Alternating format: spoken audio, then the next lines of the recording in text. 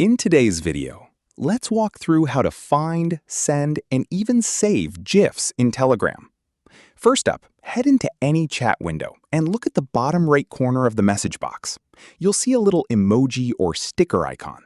Click on that. Across the top or bottom of that panel, you'll see tabs for stickers, emojis, and GIFs. Click on the GIF tab.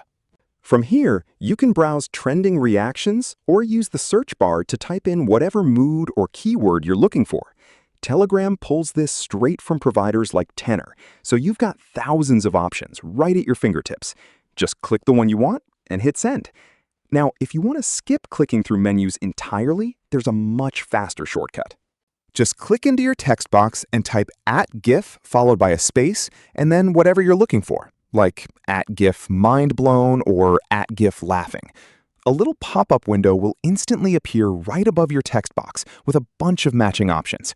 Use your arrow keys or mouse to pick the one you like, hit enter, and it sends right away. It's a massive time saver once you get used to it. And what if someone sends you a great GIF and you want to keep it? Just right-click on the GIF and select Add to GIFs. It gets added to your saved list right inside that panel we looked at earlier.